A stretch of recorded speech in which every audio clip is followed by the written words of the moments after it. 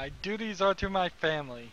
Hey everybody, my name is Rydo, and today we are going to be starting a series on a game called Rogue Legacy. But I am only loyal to myself, apparently. So, the game starts off with this intro cinematic, and you play as this character. And it is credits, we can run through here, and this is simply a tutorial. So, Rogue Legacy is a rogue-lite game, I believe is the phrase that they use, also sometimes called rogue-like. That means you start over every time you die at the beginning, but things are randomized every time. And it is a like or light version of a rogue game because you can use some of these coins that you've seen me pick up to actually purchase abilities that are permanent unlocks that will help you. Now, Rogue Legacy falls interestingly into the phrase legacy because in this game you will be playing as the descendant of the previous character you played as. So, for example, when this character dies, or maybe when the next character dies, to be more accurate, his son, daughter, or daughter is who you get to play as, and you're given 3 options of descendants to play as, and they have different abilities, such as potentially jumping higher or being stronger, but a lot of them have disabilities too. For instance, they may be colorblind, or they may be confused about whether left or right is which way is left and which way is right. And if they're confused about which way is left and which way is right, you may find yourself pressing the left stick on the game and moving to the right. And there is a whole group of them that, as we play through this series, we will find, you know, their abilities and their different things. And as you go along in the game, you can even unlock new classes of characters. So we're going through this tutorial still, almost done. This game is sorta brutal in its difficulty at the beginning, but after you put enough time into it and enough effort into it, you will find your characters are leveled up enough and enabled enough that we will get to the final boss. But it would take a very good player to get to the final boss on the first run. In fact, last time I played this game, it took me probably, I think, 230 generations, 230 tries before I was strong enough to beat the final boss. So, we are here, we see 3 knights, the Holy Grail, a bunch of demons, and a king. And it says press X to attack. And then there is this fountain thing made out of rock. So I'm a knight, and I guess I'm a knight for some other kingdom because, or maybe I'm trying to take over and become the king because I'm loyal only to myself. And even though I love my family, I'm loyal only to myself. So maybe this is my father. Am I to slay my father? I guess I am. Let's do it. And so, we are into Rogue Legacy. Let's see, right trigger is the credits. We won't bother to look at those right now. We are at 1080p. Very simple inputs. It's a very smooth input game. So let's just start our legacy now.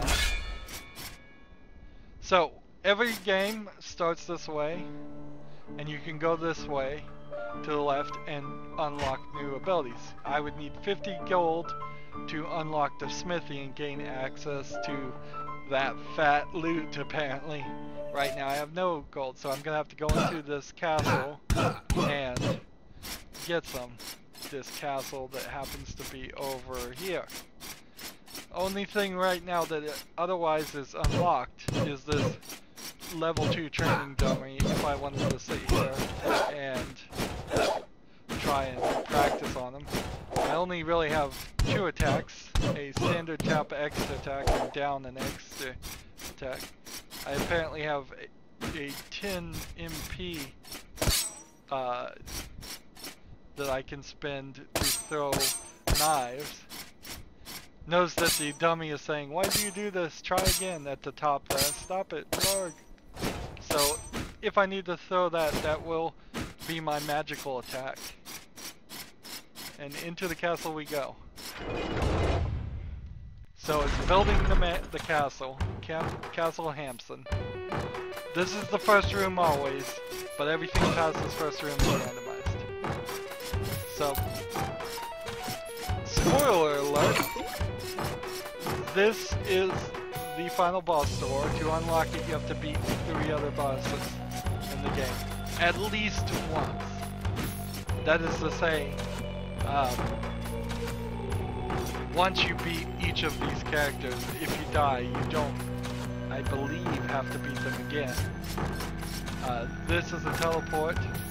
If there was any other teleporter place in this area that we found, we can teleport to that, so we can come back this way.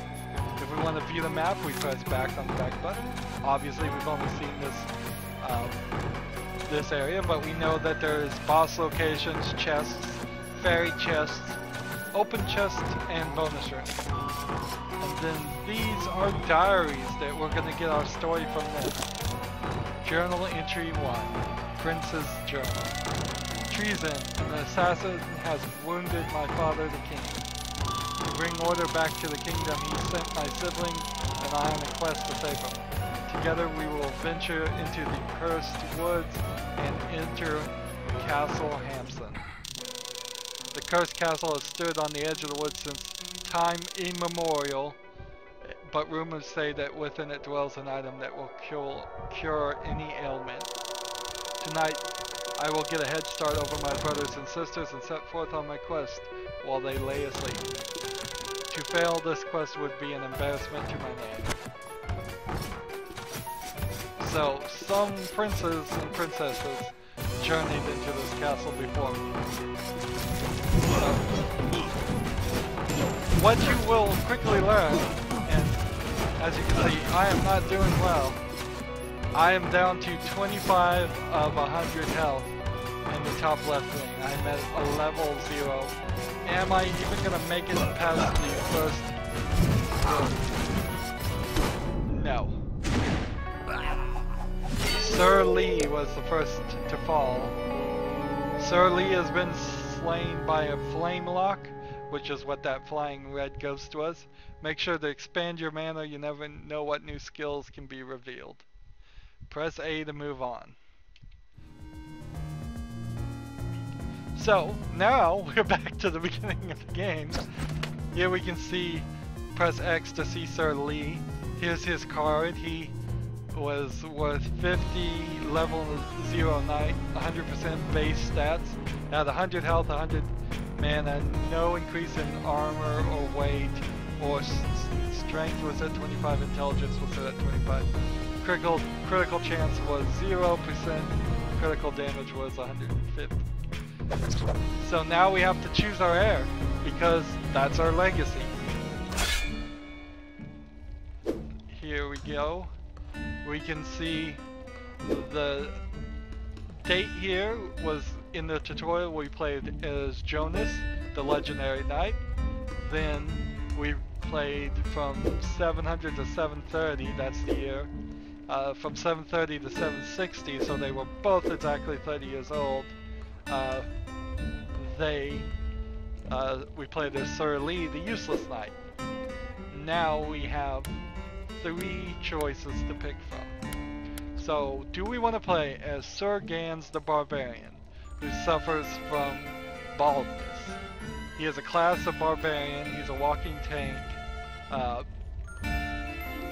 He has a trait of baldness, the bald and the beautiful, and a spell of throwing daggers, which is the same spell that Sorely the Useless had. So what does baldness really do? I don't think it really does anything. Some of the effects and traits are just kind of jokes. The next choice is Lady Antoinette, the knight who is gay. Your standard hero is a knight, gay, you like the ladies, and your spell is the chakram. Throw a chakram which comes back to you, which is a round spinning blade. So I'm not sure if gay does anything otherwise. Maybe it causes more damage to female bad guys if the bad guys have any genders, which I'm not sure they do. It may very well be a joke just the same as baldness. And then your last choice is Sir Glauber the Knight, who is clumsy and dextrocardia, and suffers from dextrocardia. Ooh, big word. So, class knight, standard hero. Clumsy, you break a lot of things. That probably means the controlling on the left stick is not going to be as good. And then we have dextrocardia, where our magic pool and H pools are swapped. Who knew? So, if he was something besides a knight that had the 100 MP and health, that might change up whether he had more health or magic. But right now, it's not going to do anything. It might mean that when you pick up magic potions, you actually restore your health. And his spell is firing a dagger. So the fact that he's clumsy probably knocks him out. You don't want to play as him. So we could either play Sir Gans or Lady Antoinette. Let's just play with the chakra and chakram. I want to call it chakra. And try that one out. Are you sure you want to begin a new adventure with this chosen hero? Sure. We're going to go through a lot of these. So we were given 50 gold, I'm pretty sure. I think you always get 50 gold on your first generation, because it did not feel like I picked up 50 gold and only 50 gold. So we unlocked the smithy. The blacksmith can build the finest equipment in the world, turning you into the veritable Veritas violent villain vaporizer. Gathering blueprints will give him an even wider array of associated arrangements for your armory. Boy, is that repetitive and hard to say. I can't believe I did that well. So we're going to find blueprints, and that will permanently unlock new pieces of armor. The other thing we can do, now that we've unlocked this beginning of our manor, is for 60 gold we can add plus 10 HP to our life. Currently we start with 100 HP, 60 gold will unlock that. Or for 60 gold we can add plus 10 MP to our life. So I think it is going to be beneficial to do both, but you'd probably want to favor getting more health so you can get further than one side of one screen. So now that the smithy is here, we can come over here and talk to him. Welcome, hero. Maybe you can help me. I used to be the greatest blacksmith in all the lands, but one day the monsters of this castle attacked my smithy and stole all my blueprints. Without those blueprints, I can only make cutlery and stuff. Please bring back any blueprints you find, and I can build the most amazing equipment ever. He can't remember any of them, or work off memory? Interesting. At a price, of course.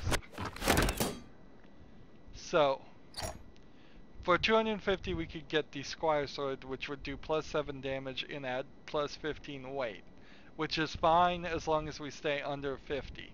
I do not believe you can be over encumbered in this game, so if we do use up that 50 weight that we can carry, there's nothing else, we can't add anything more. We can make the Squire Helmet, which would add 20 health and 5 mana for 150. So that effectively is probably a little bit cheaper to buy the helmet than it is to upgrade your health and your mana and then your health a second time in the manor, but you'll want to do both. We're gonna definitely want as much armor as possible. We don't have any blueprints for any armor that go on the chest plates. The squire limbs would give us +5 magic and nothing else, and they cost 200. So I probably wouldn't focus on that very early. And then we don't have any capes yet. So onward we go.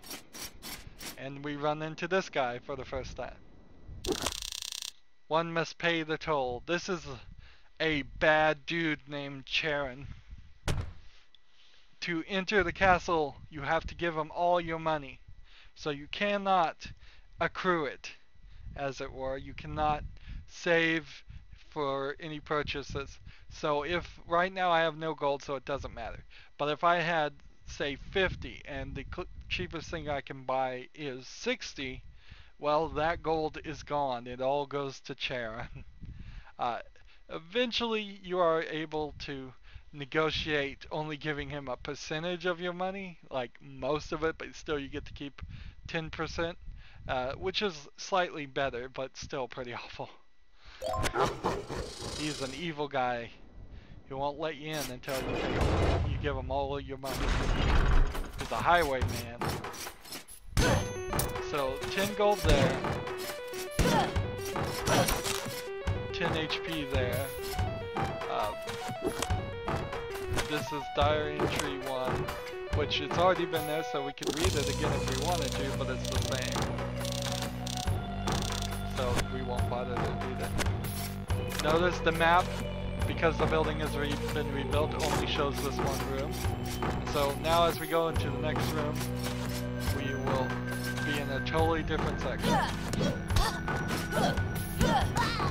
There is a problem with leaving a room though, because it resets every time you leave it. There we go, we made it past 2 sections.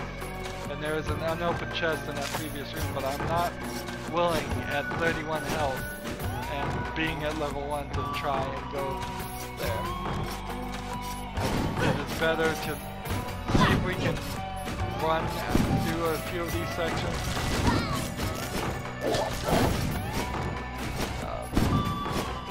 If I could even get one chest open.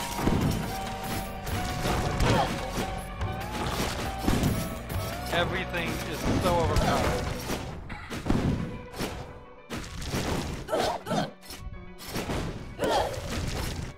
There we go. There we go, 100 gold.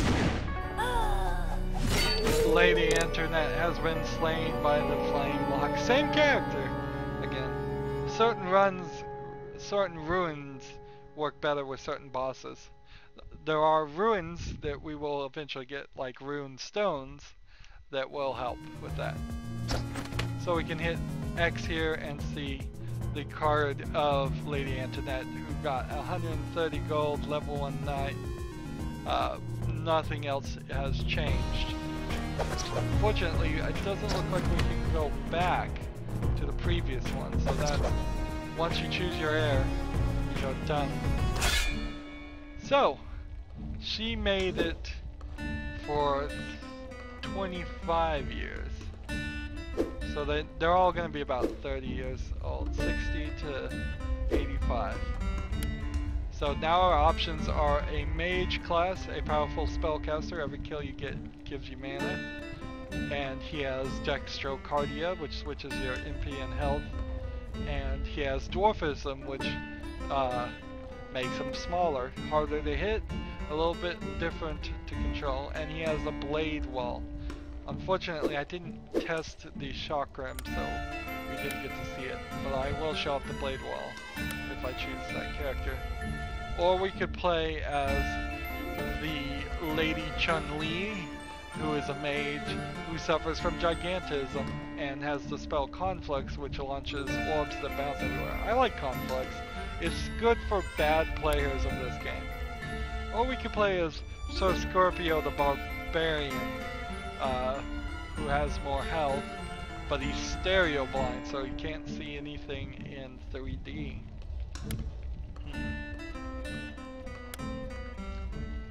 So, I think we'll go with Soul Culp as our next character. So, I have 130, which means I could buy both an increase in mana up and an increase in health. Or, I could come over here and see if I can buy any of these. 150 for that, 200 for that. So I can't afford either one of those. So we can go back to the manor. 1 health up, which then allows us to upgrade our knight for 70. Turn your knights into paladins, and that lets you press Y to block damage. So, inherently, the opportunity at the end of this run to play as a paladin versus a knight is a very tempting opportunity. And also take note that the cost of upgrades went up by 10. This was 60 before, now it's 70. To get level 2 is 110. So we'll upgrade the knight. Promote your knights into paladins. Through rigorous training, paladins have learned how to block blows from any direction, which is pretty helpful. And next turn, if we can equip up with 80, that would increase our weight class. Not probably worth it to do that right now. It would probably be better to spend 80 here and get your magic up. So here's this. Let's go ahead and hit Y, and this is the sword wall. So you can place it and the bad guys can't hit you. If you put it in the right place, it will sit there and hit the bad guy quite a lot. And you can walk on top of this. So we've used every single piece of gold, which is helpful. That way we can rip off Shara and not give any of our hard-earned money.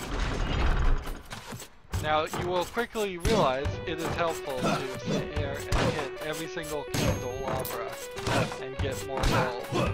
Destroy the cup, the chairs, destroy anything you can, just for that 10 gold. We are a level 3 knight, but I don't believe that's always going to be the case. I think eventually we are going to mess this up.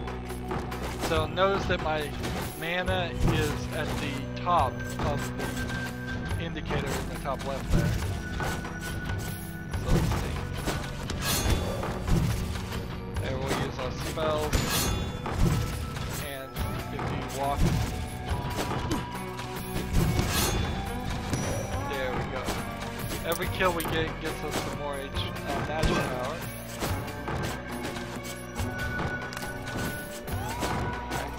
That's a big room. Let's go down here.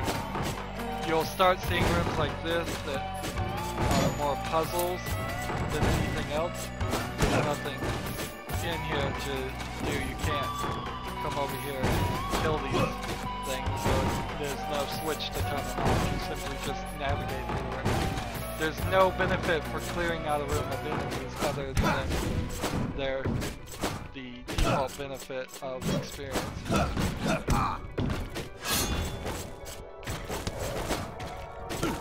Let's keep running, and that's where we end. Sir Cope has been slain by a great knight.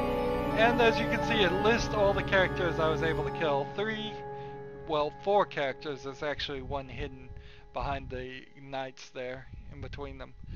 Is a real small number, but soon you will see this list getting longer and longer as you play better and better characters. So RIP level 3 mage Sir Culp. His health was at 55 because he was a mage. His mana was at 150. His strength was much lower at 12. His intelligence was much higher at 31. And he had the enhancements of Siphon that gives you 6 MP back for every kill. Notice he is a blue card. Let's pick our next heir. Sir Eric the Knave, a risky hero, low stats but can handle can land devastating critical strikes. Right now we're having trouble because it's taking 2, 3, 4 hits to kill certain characters, or most of the characters. Ideally, we would want to be able to jump in there, stab it with a sword as we're jumping in, and it destroys the enemy in one strike. And that way we don't take damage. Right now we are trading at least one hit of damage for every hit of damage we do. He has the trait of dementia, which means he's insane, which means some bad guys will show up as hallucinations and you'll be fighting these hallucinations and unable to kill them. Or we could play as Sir Marvin the Knave, which is also a knave, but he has the trait of the one. There is no spork, which is a Matrix reference of there is no spoon, and I assume that means he'll move slower or move faster and everybody else around him will move slower. I think we should try that. He also has an interesting axe that we'll look at. Or we could do Lady Sonia the Mage, who has hypochondriac and OCD, which means for OCD, when you break stuff you get magic power, which is, so it's actually a good trait. And hypochondriac means either your life is going to be exaggerated low, or your magic power is going to be exaggerated low, or you're going to take more damage. So I'm not even sure how most of the traits actually play out. You have to just become your own expert of the game, and by the time you've beaten the game, if you're not paying attention, it still doesn't really explain that. So that one was, let's see, 16? No, 21. Sir Culp was 21. They're getting younger and younger. Here we go. We're gonna play as Sir Marvin the Knave. Unfortunately, no paladins options here this time, but that's alright. Maybe next time. We have 50 gold, and unfortunately that means we can't spend it. Nothing. So, you throw the axe. It's useful for trying to stay away from something. If there's, say, something up here on the platform, you can stay right there and throw it. Unfortunately, with 50, there's nothing we can buy. Nothing at all. And you can't just hand our gold to the smith and say, keep it, or we can't go back to the manor and leave our gold there, or we can't just bury it in the ground right here. We gotta give it to Sharon. Oh darn. We can't sit here and try to attack him, it won't do anything though. He takes it all. So it says jacking in this time. Oh yes, I remember now. This is what the one does. It changes the layout so it looks like the Matrix, kind of, sorta. It looks like a computer generated outline at least.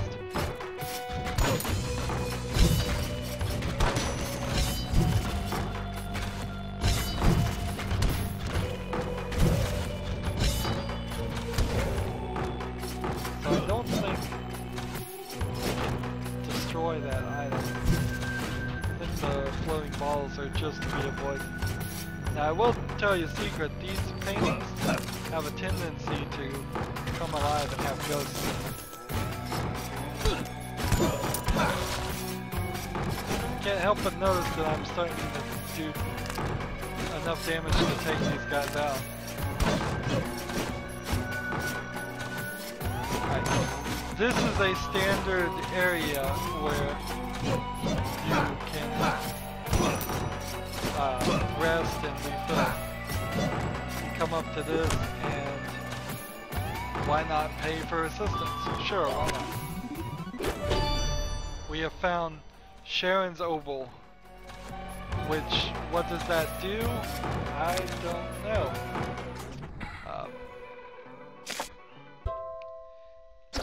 Let's look at our card. It seems to not show any increases right now, but it may show something later. I believe Sharon's Oval potentially, let's see, helps maybe with finding a specific area.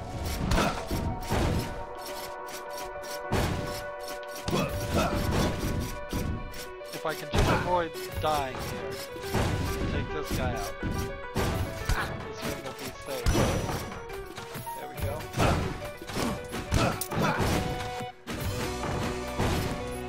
Somewhat safe. So the trick here is that as soon as this happens, I want to jump up here, open, and then jump back down. I don't know if I'm fast enough. I wasn't fast enough. Darn it.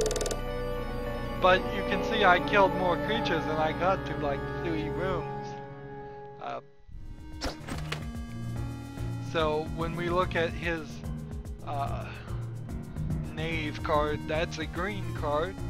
He has a plus 15% critical, which is why he was doing more damage, but he has low HP, MP, and strength. Although that works pretty well. I think what eventually happens though is as we upgrade more and more things, we will find it. So we could play as the barbarian with endomorph.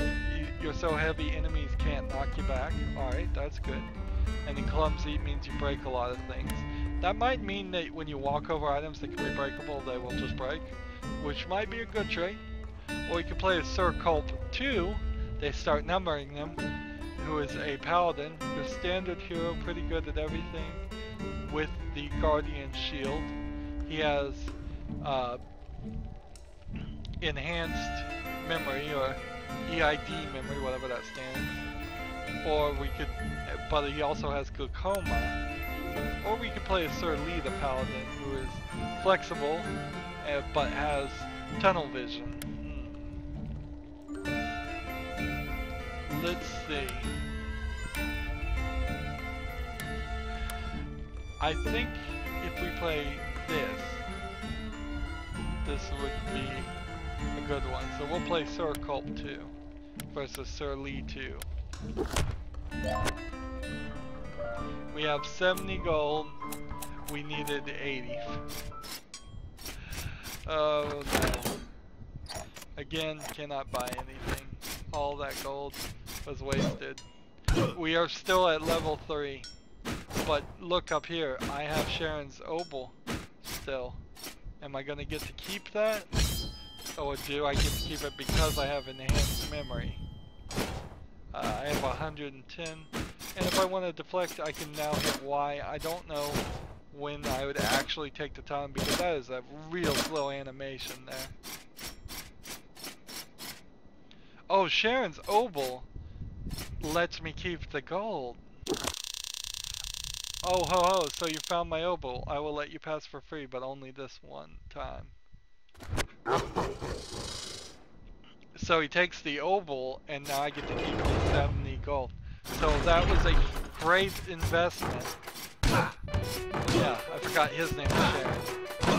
So you pretty much always want to find that obol, if you can.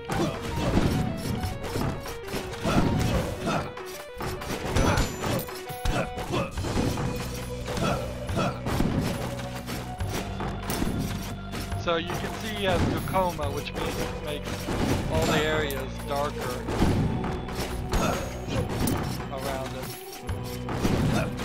Make sure that I did that painting. It's not content painting.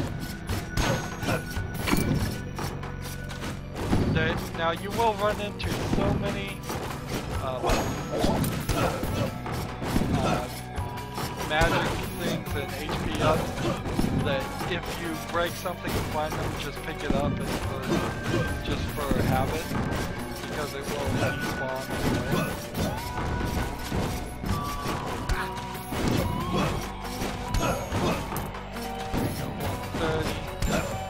If I can get up to 200, that would be nice. Unfortunately, there's no... I could do something like this and try and hit that and waste my magic. If I... Eventually you'll get the full feel of it and know exactly where to stand and hit something like that. I also have like 4, 5 dots on the screen, which I don't know what those are, if that's armor or something else.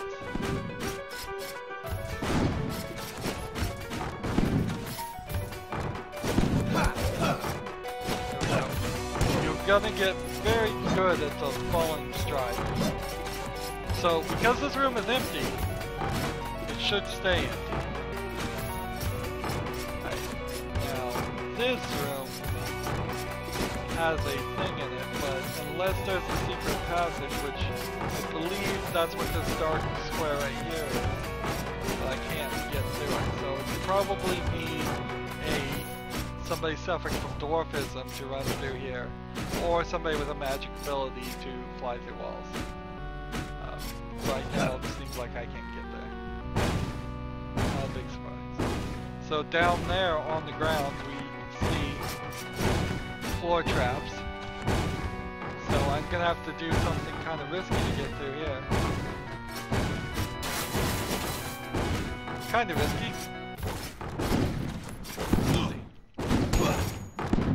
Get some health from those chicken legs that will become very familiar. Holy shit. I'm at 180 gold.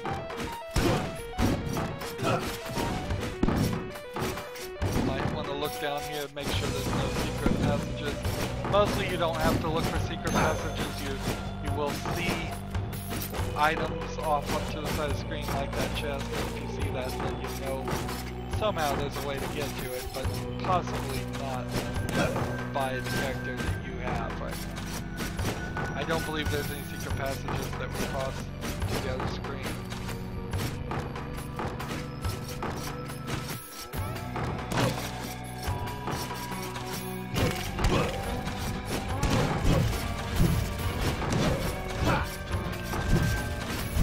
So this one can't fire through the stairs.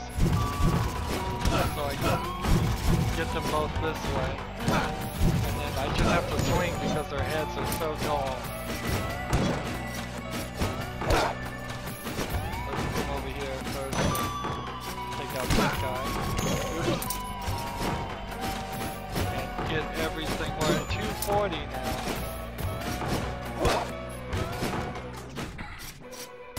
And there's 100 gold. And there's 100 gold. And this will give you ill health. This will give you MP. And we could now teleport back to the main room if we felt so much. This doorway is the boss. First boss of this level. And I am certainly not going to beat the first boss on the first try. Alright, here's a fairy chest that, so we have to defeat all the characters in here. I think I can do that if I just do this, and then this, and then this. So I can't get in that gold, but I can get the retaliation rune for the helm. So as soon as we get a helmet, we can put that rune in it. I don't know if that's a permanent thing though. So we now know where the boss room is, but it's almost always going to be a better idea that you not go there. Now this is a step to the next section, because there are 4 sections of the map. Notice you will always get MP from the angel and always get help from the guys. So that is Into the Darkness, one of the most difficult sections, so I want to get out of there before I die. And there is a different boss for that one. And we can again run this way since we... I don't want to run that way. So we'll get that right there, just get that. Run this way. So we can go to see the boss and die in the boss. Or we can try to increase our 670 gold amount even more. This is full of enemies if you look at the map.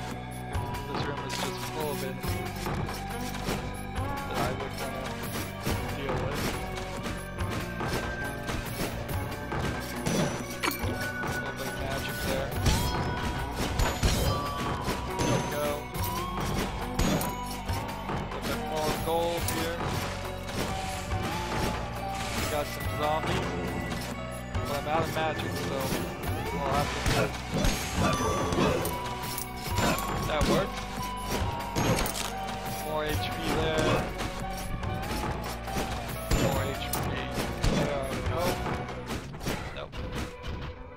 So there's a chest in this room, but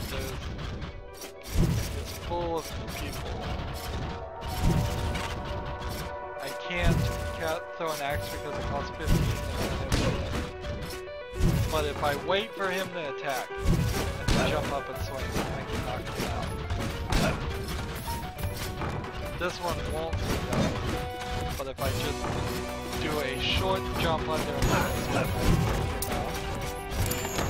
open this, now I have 880 gold. Back down here and destroy these pieces here.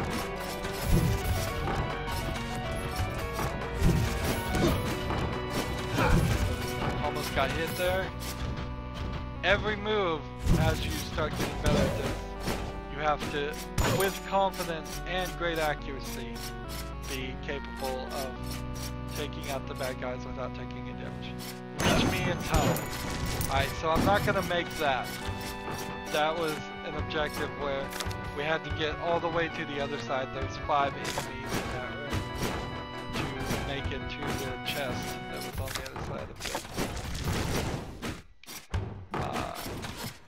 A couple enemies there.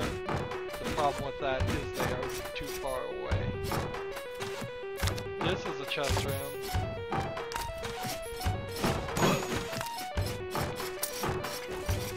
The problem with that room is it's just full of guys too. If I had some magic, I'd try and take them. So I'm being very picky, intentionally. I'm trying to see all the rooms, see all the possible options. Alright, so there is an ability where you could walk on spikes and not hurt yourself that would open this chest, but that probably wouldn't work either because then you wouldn't be jumping. I could take some damage and see if it throws me back towards that way, but I don't feel like that would be pleasant. Now this teleporter will take you to the boss.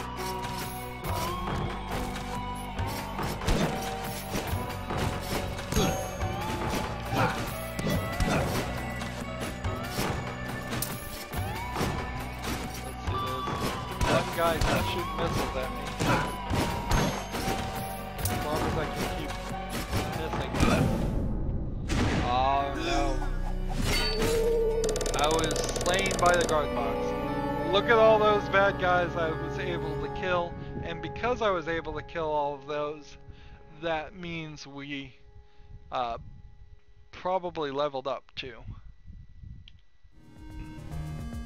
So Sir Culp, the level 3 paladin, 1,000 gold, special guardian shield, level 3 paladin, very helpful. You have a little bit more health. Did a very good run there, and that's really where your legacy is going to get built on, is good runs. Let's see, we don't want to play as a mage. Let's play as the endomorph and colorblind Lady Blair, who has the quantum translocator ability, which you haven't seen yet. So I had 1,000 gold there. Was it exactly 1,000, or did they just stop me at 1,000? I don't know. That's an interesting question. It seems awfully even, but they only give you gold and things in certain increments, so it kind of makes sense too. So for 250 I can buy the Squire Sword, which I definitely want, and it is equipped. And then for 150 I can buy that, and for 200 I can buy that. And I believe that's worth buying all of those. So we've got some slight upgrades. Now, for the helm we had a rune, but we have not unlocked the ability to put runes in the game. Notice that the screen is also black and white. So, we have two ways to go here, and fortunately I think we'll get both choices. We will unlock equipment up, which unlocks two new options. We can unlock the Enchantress to unlock Enchantress and gain magical runes and powers, or we can unlock the Architect to gain the power to lock down the castle, which means it will be exactly the same as it was before. Let's do both. So our manor is growing. The Enchantress can empower your body with magical runes, making you stronger, faster, jumpier, and find runes to increase her repertoire of body modifying counts. Her crystal ball is just for show. And with that, that means we can do we can now increase our magic damage or upgrade to the mage from a mage to an archmage. We'll spend 100 here. The Architect can lock down the castle and prevent it from changing. Like the layout of a castle, lock it down. Make sure you can afford his fees. It is expensive, I believe. And so we can now upgrade the Barbarian to the Barbarian King, which allows him to press Y to shout and knock everything down. The Archmage can switch spells, or we can attack up. And really, if I had 160, I would attack up. But right now, I think we'll do mana up. Or let's come over here and talk to the mage first and the Enchantress and see. Hello, hero. Could I borrow your ear for a moment? I'm in need of your help. I used to be a very powerful Enchantress, but one day the monsters of this castle invaded my dreams and stole my knowledge. Oh wow. They encased the knowledge in runes, and without those runes, I suck at my job. Please, hero, if you find any runes, bring them back to me, and I'll sell it back to you at a profit. Okay. So we have the sprint rune, which we could unlock to dash. It would cost 175, and we only have 130. We have the vault rune, which grants you the power to jump in the air, like a double jump, multiple runes stack, allowing for multiple jumps. So you could potentially trip. This is the rune we found, the retaliation rune, that returns damage taken from enemies, multiple runes stack, so if anything hits me, they get hurt too. Kind of like a thorns enhancement. And those are the only runes we have by default, so you get a couple, you get two. And this guy, greetings, boy. Want to know a cool fact? I'm crazy. Delivery here. With a simple pull, I can prevent the castle from changing. This way you go through exactly what your ancestors went through. Impressed? You should be. How did I build this fantastic contraption? With science, of course. And magic. Mostly magic. But my skills aren't free. If I lock the castle, I will take 40% of all the gold you earn. So, 40% of what we got last time would be 400 gold, which is quite a lot. Do you want to lock the castle and only get 60% of gold? No. No thank you. I will go through a new run. So the last thing I can spend on is mana up. So we'll do that. And that didn't unlock anything, interesting enough. We can see the price of everything is going up. 160 to get our health up. It's probably a decent thought to just pour some of your extra gold into things like that. Equipment up you really don't need to do. upgrading to a barbarian and an archmage is a very good idea. The attack up is a good idea too. Ideally, I'd want my attack up because once we get to the bosses, you're going to need it. So I'm colorblind. That's why I can't be seen. When I hold down this ability, I can leave a shadow, which will distract the enemies, and I can use that to also teleport. Oh no, I don't leave a shadow that distracts the enemies. I teleport. So when I hit B again, I'll teleport back to that. So that's kind of a hard system here. Maybe you could tap B and save yourself with your damage, but I seriously doubt it. Notice I am at level 7 now. Hey, and there's Santa Claus flying in the background too, if you caught that. So I got a lot of bad guys killed last time, and that got me up to level 7. I don't believe it. Maybe I'm at level 7 because I spent upgrades. I don't know. But I do know this will be our last run for this recording. Let's see if we can do pretty well. So, as we see on the map, there's a tower, a forest, the dungeon, and the castle. We've seen the castle, definitely. We have seen the dungeon for a brief second, and then I ran away in fear, because the enemies are stronger in that section. It's practically the last section you want to do.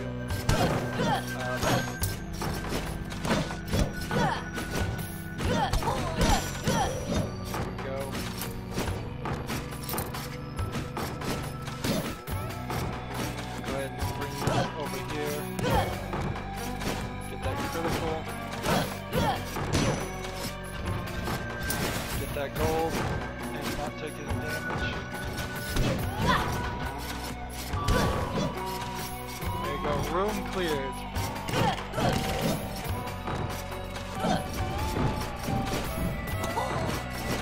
Boy, was that a bad attempt.